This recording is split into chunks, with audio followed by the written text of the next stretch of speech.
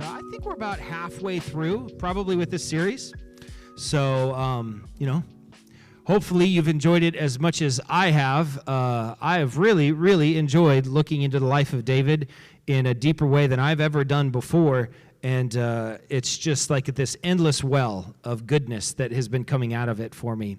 One thing about David's life, and I'm not going to give too much background. You can go to YouTube and watch the previous messages and get background on where we've been. We take our time with each chapter. But essentially, Israel wanted a king.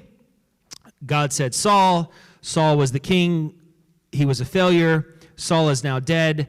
God has anointed David to be king, but yet it has not fully come to fruition yet. David is in Hebron, which is a town in Judah. Judah is one of the tribes of Israel, probably the strongest tribe there in the south. And up north, they're still recognizing the family of Saul as king. And Saul's son's name is Ishbosheth. And Ishbosheth has been made king by a guy named Abner. And Abner is the general of Saul. So there's a lot of information. Okay, but that's okay. If you didn't catch it all, don't worry. It's fine. But we are in chapter 3 of 2 Samuel. One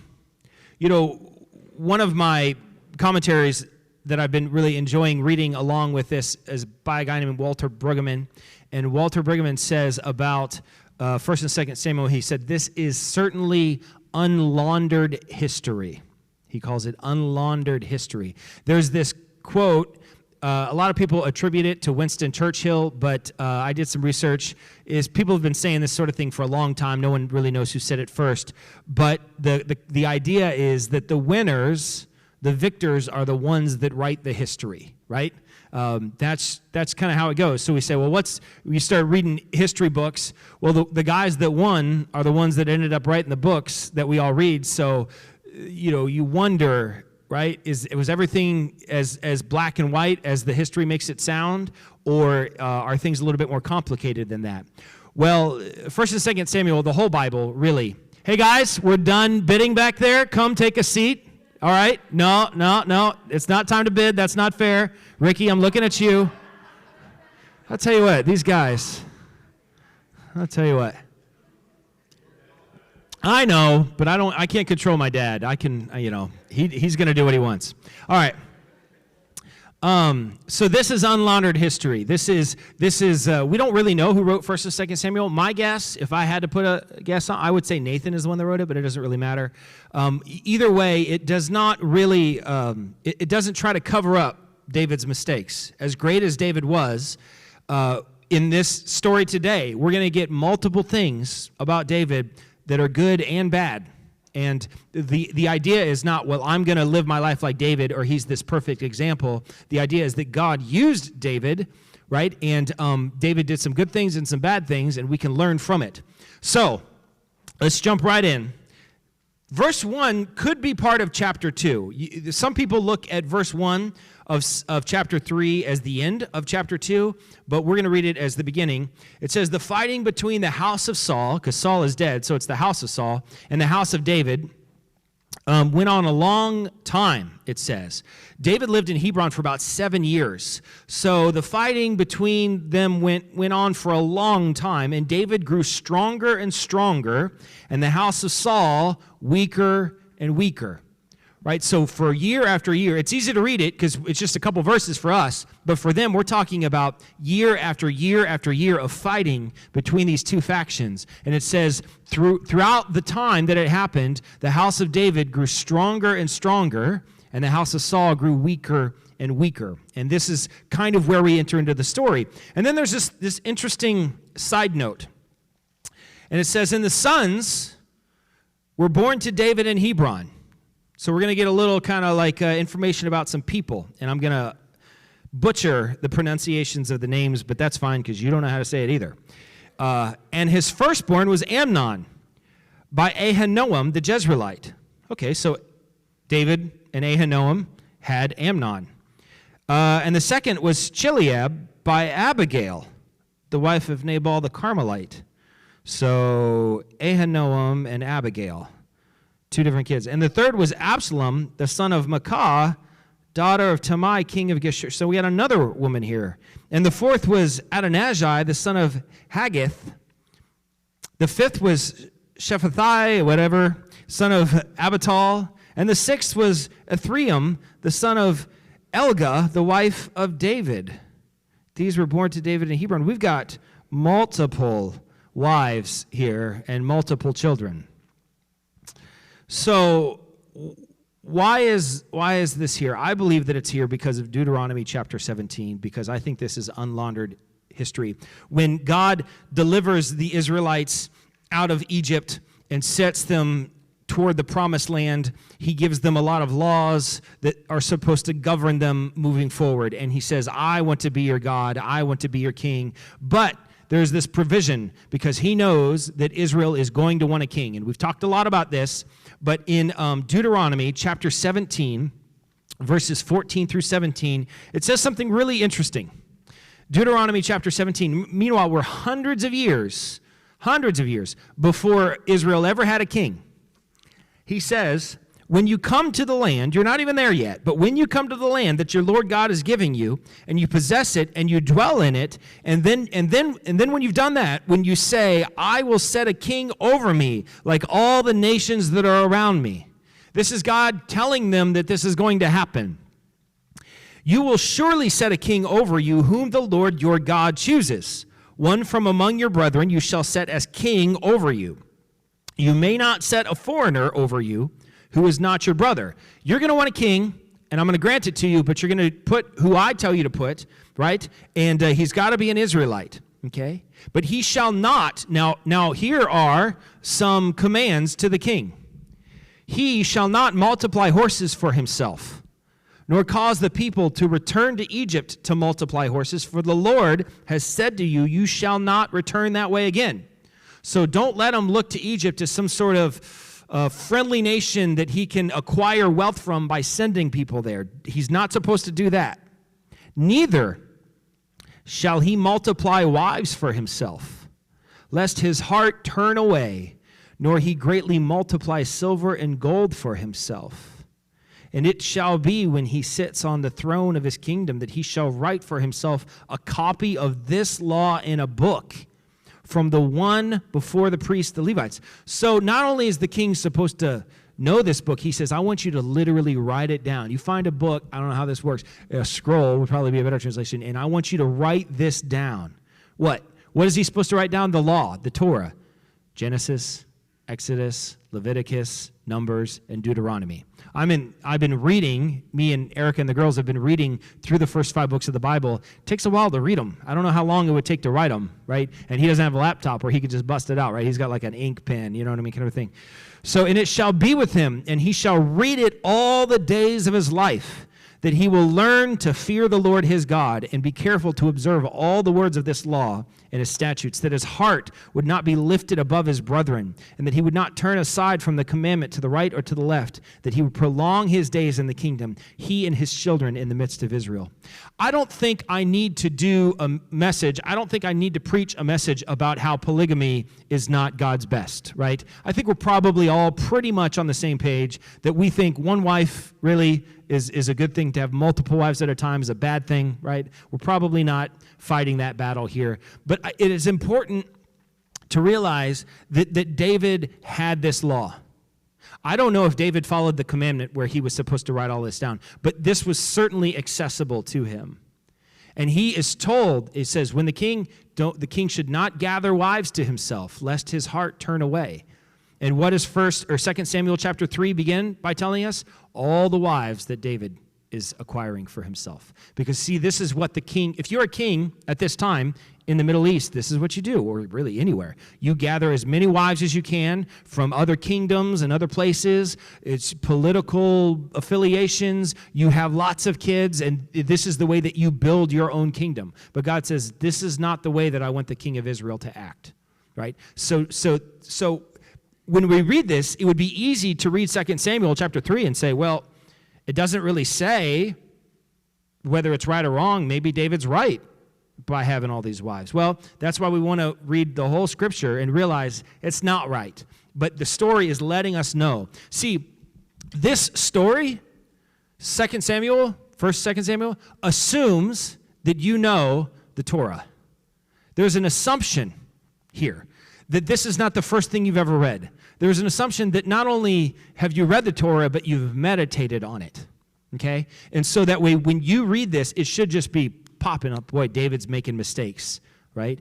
And what's happening? What's the result that God says is going to happen if you multiply wives to yourself? Your heart will turn away from the Lord, okay? Now, eventually, we're going to get to the place where David's heart does turn away from the Lord, and we're going to see that David is quick to repent, which is the difference between he and Saul, but yet it does happen. So, that's that. Now let's move back to the Abner story. Remember, Abner is the guy that killed David's nephew, Asahel, right? Asahel, what do we know about Asahel? He's fast. He was fast until he got stuck from the butt end of a spear, went straight through him by Abner. Abner's a tough dude. I mean, imagine this is like William Wallace, right? I mean, he is a tough guy. Abner is, and he is the leader of men. You know, he's a warrior, and he's still fighting for the house of Saul, and he is the one that made Ishbosheth king. And Ishbosheth is kind of a weenie, right? He's kind of like he's not a strong leader like Abner is. And it happened, verse 6, that during the fighting between the house of Saul and the house of David, Abner kept growing in strength. And the house of Saul. And Saul had a concubine, right? Saul is dead, but his concubine was named Rizpah, daughter of Ai. And Ishbosheth said to Abner, why did you come into bed with my father's concubine? You just had relations, right, with my father's concubine. Why did you do that? Well, the reason he did it was because he's trying to gain power. Right? I mean, lust would be another reason, but this Ishbosheth correctly perceives this as a power grab, because the way of the world back then was, if the king dies, if you collect, I mean, it's ugly, but it is ugly. If you collect his wives and concubines, you are in the seat of power. It is you taking power. And Abner was very angry over the words of Ishbosheth. And he said, am I a dog's head attached to Judah? Today I have kept the faith of the house of Saul your father with his kinsmen and his companions, and not handing you over to David, and you dare reproach me with the guilt of this woman today? In other words, a way that you could translate is, Ishbosheth, who do you think you are? The only reason you have any power whatsoever is because I gave it to you. I'm the kingmaker, right? I can take you out. I set you up, and I can knock you down. So here's the thing. I'm going to do what I want to do, and you're going to shut up about it. That's essentially what he said to him. But now he's taken a little bit of a shift. He says, thus may God do to Abner, and even more, for as the Lord has sworn to David, just so will I do for him, for David. I'm going to transfer the kingship from the house of Saul and set it up on the throne of David over Israel and over Judah, from Dan to Beersheba. Why from Dan to Beersheba? Because Dan is at the top, Beersheba is at the bottom. It's like saying from New York to L.A. It's like the whole country is what he's saying, right? And so he's saying, I'm changed my mind. David's going to be the rightful king. You're gone, and I'm going to elevate David. And he could say back not a word more to Abner because he feared him. So Abner just lets him have it, and Ishbosheth is just like, okay. Because he realizes, because Abner could kill him at any second and no one would say anything, because Abner is the real power. So Abner sent messengers to David in his stead, and he said, to whom should the land belong? Make a pact with me, and look, my hand will be with you to bring round to you all of Israel, right? David knows who Abner is. David knows that Abner has this power. Abner knows that he has this power. He said, let's consolidate power. He said, and then David says, good, I'll make a pact with you. But I have one request, one thing I ask, namely that you should not see my face until you bring Michal, daughter of Saul, when you come to see my face. So when you come in my presence, next time you come, I need Michal. Some people would say Michal would be the better way to pronounce it. But so who's this Michal? She's the daughter of Saul. This is a political thing. David is, like I said, gathering wives to himself. Michal is Saul's daughter, and this is, once again, unlaundered history. Remember? I said unlaundered history. Anybody remember what David did to get Michal? Yeah. He brought Saul a bag of 100 Philistine foreskins. Yeah, he doubled it. Yeah, he brought extra. The deal was 100, but he doubled it. Yikes. Gross. Disgusting, right? But this was the deal that he made. And I made this deal with you. Michal's supposed to be my wife. Give her to me. And David sent messengers to Ishbosheth, son of Saul, saying, give back my wife Michal. So now he sends it to Ishbosheth, whom I betrothed with 100 Philistine foreskins. And Ishbosheth sent and took her from her husband. So Ishbosheth he'll do what anybody tells him to do. This guy is like, okay, go get Michal and bring her. Well, since then, Michal, instead of being given to David, Saul gave Michal to Paltiel. Now, Paltiel is the son of Laish. We never hear a word from Paltiel. We never hear a word spoken. All we know about him is that he is the husband of Michal. And it seems that a relationship must have bloomed between them, that it was more than political, because after they take Michal away from Paltiel, and they say, we're going to send Michal over to David so she can be his wife now, it says her husband, Paltiel, went with her, weeping as he went after her, as far as Beharam. So, what a tragic scene. You know, he has his wife ripped away from him, all for political purposes, and he is following mile after mile, weeping the whole way because he's lost his wife to this foreign king who really doesn't probably care about her other than she's a pawn in a game that he's playing. And Abner said to him, go back. And he went back. And that was it. That is the end of the story of Paltiel. It's not the end of Michal. We're going to hear more from her. But what a really kind of crummy thing, right, to do. But it's political, probably mostly. So Abner parlayed with the elders of Israel, and he said, time and time again, in the past, you sought to have David become king over you. And now, act. For the Lord has said, by the hand of David my servant, I will deliver my people from Israel, from the hand of the Philistines, and from the hand of all of their enemies. And Abner spoke as well in the hearing of Benjamin.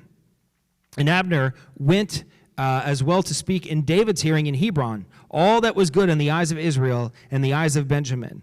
And Abner came to David in Hebron, and with him 20 men.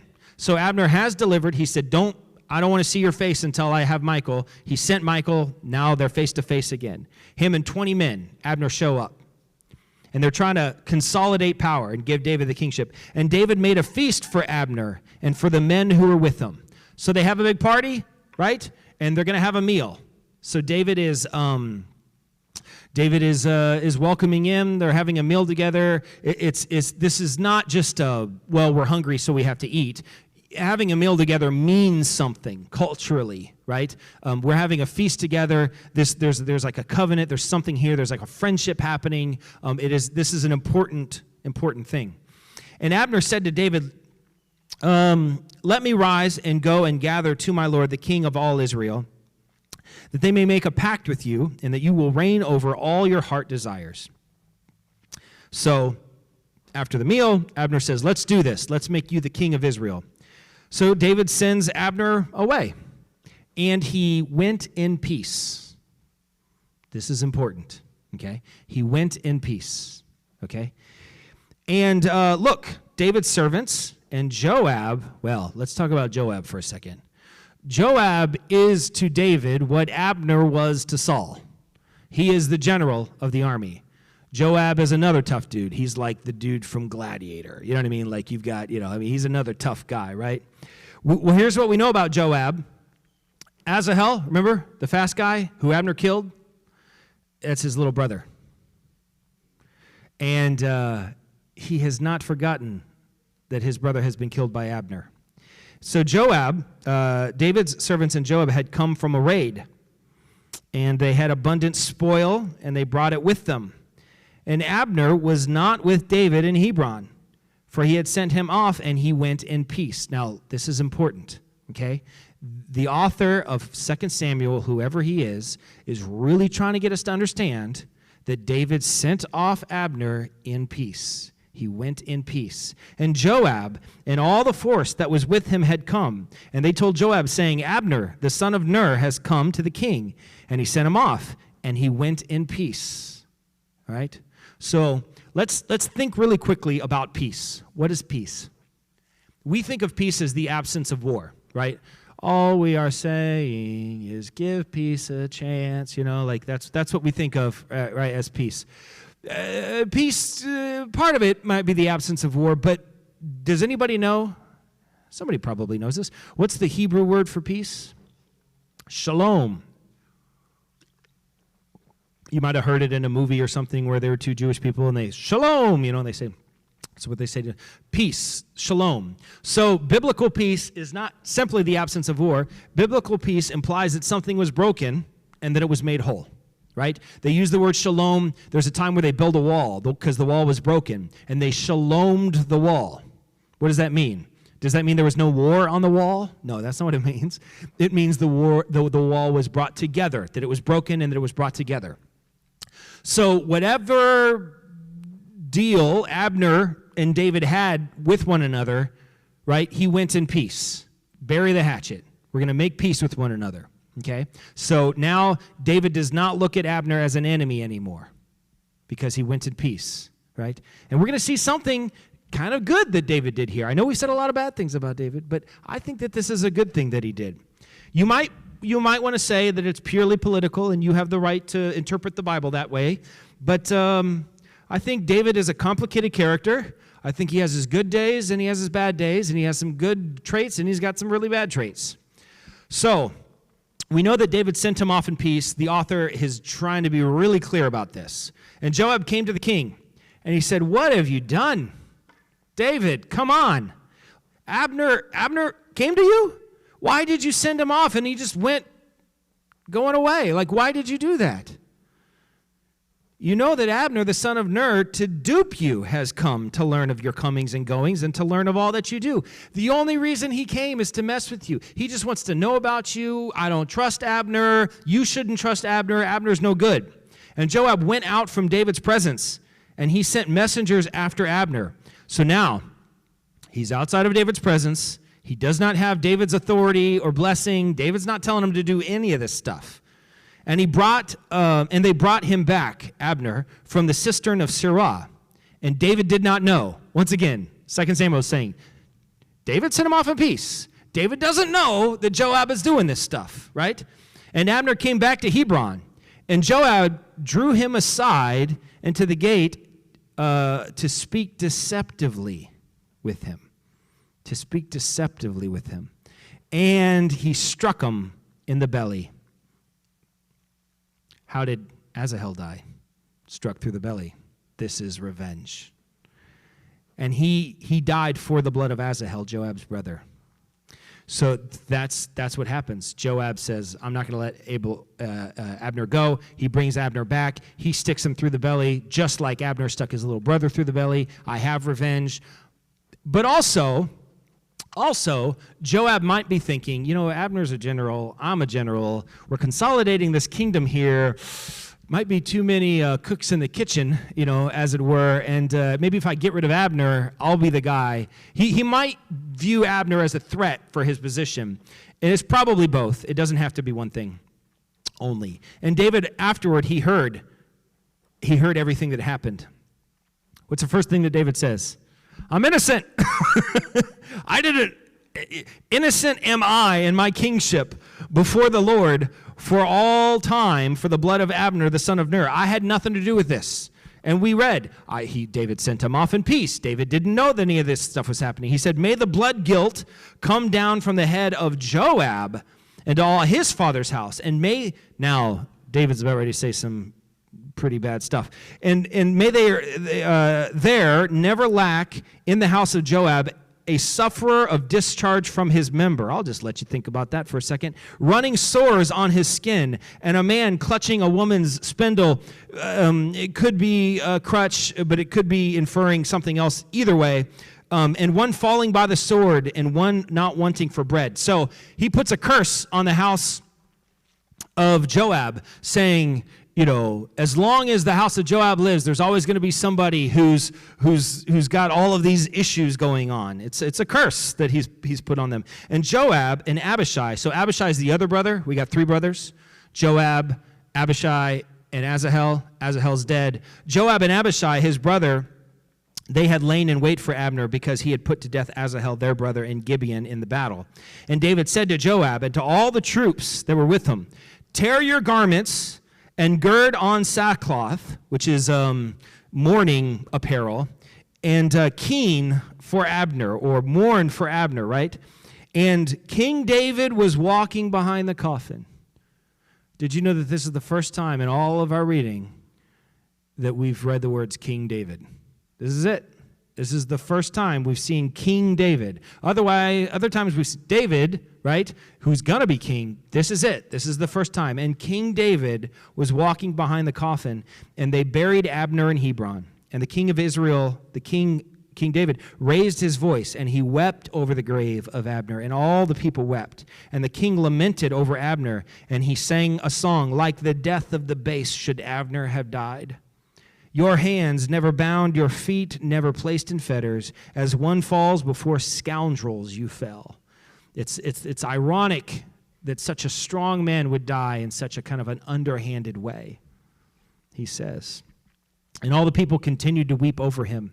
And all the people came to give David bread to eat while it was still day. And David swore, he said, thus and more may God do to me if before the sun sets I taste bread or anything at all. He's fasting in his mourning, just like he did for Saul and for Jonathan. And all the people took note, and it was good in their eyes. All that the king had done was good in the eyes of the people. David just has a way of getting people on his side. Everybody's watching what happened. They say, well, Abner comes, they have a big feast.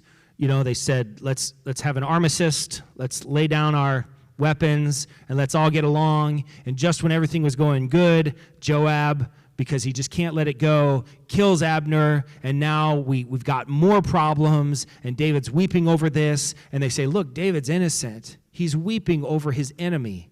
The guy that was out to kill him before, now David is mourning over him. And all the people and all Israel knew on that day that it had not been from the king to put to death Abner the son of Ner. And the king said to his servants, you must know that a commander and a great man has fallen this day in Israel. This guy, Abner, was not his friend. He was explicitly his enemy. And he said, I am gentle, and I was just anointed king. And these 3 sons of Zeruiah is his sister. These sons of Zeruiah, they are hard. They're too hard for me, he says. May the Lord pay back the evildoer according to his evil. And that closes the chapter. I think that's he's like, man, these sons of Zeruiah, they are too hard for me. So David recognizes these guys are no good. They are shoot first, ask questions later. They don't act in wisdom. They're very emotional. They're bloody. It's not, these guys are too hard for me. Now this is my opinion. At that moment, David should have said, listen, Joab, Abishai, you're out. It's over. I can't trust you. You're too difficult for me. But you know the thing about Joab and Abishai? These dudes are tough. And David knows there's going to be more battles coming. And he's like, I think I want to keep these guys on my side. So Joab continues to be his general. As much as David sees the fault in Joab, he is unwilling to get rid of him. because he is expedient for him. And I think that's a mistake. And I think later in the story, we'll hear more about these guys, and we'll hear more that like, oh, man. I don't know what Zariah is a really interesting character, David's sister. We never hear her husband's name. We have no idea who her husband is.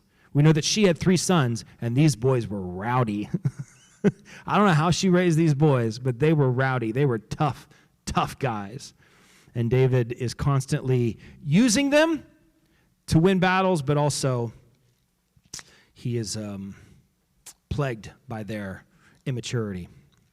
And so this morning, what I want to focus on as we kind of like round it out here is this idea of making peace with your enemies. I think that this is what David did.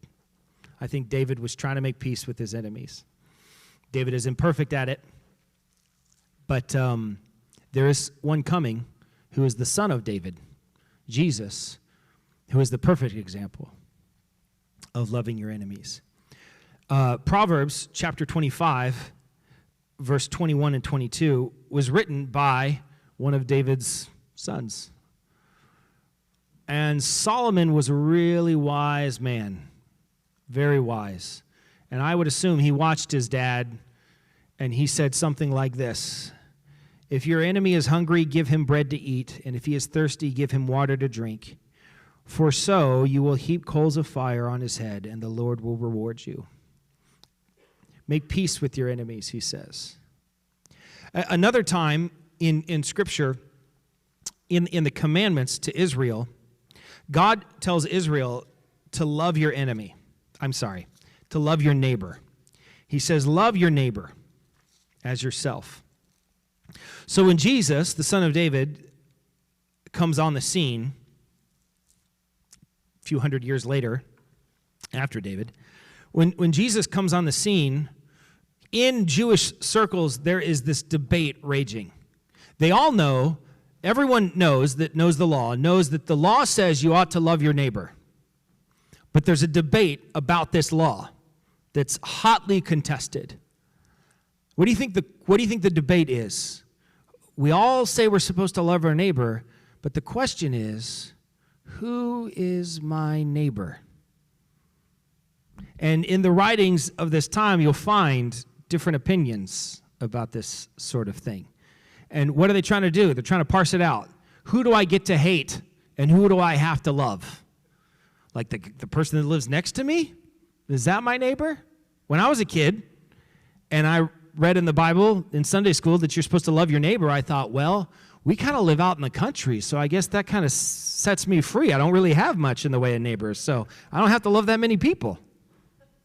I was confused by the word neighbor. Mr. Rogers always wanted to have a neighbor just like you. I should start every sermon off like that. I should come up and then take off my shoes and put on slippers and then like an overcoat, you know. So let's make the most of this beautiful day. Do kids watch that show anymore? They should. They should. Or the Sound of Life skit, you know, from Eddie Murphy, Mr. Robinson's Neighborhood. You ever watch that one? Someone would knock on the door and he goes, "Who is it?" And it was pretty funny. Anyway. I digress. The question is, who is your neighbor? That's the question. So Jesus enters into the discussion in Luke chapter 6, verse 27. Because they want to know, who do I have to love?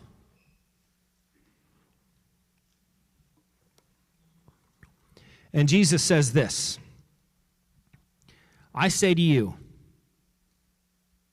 to all of you who hear, love your enemies, do good to those who hate you, bless those who curse you, and pray for those who spitefully use you.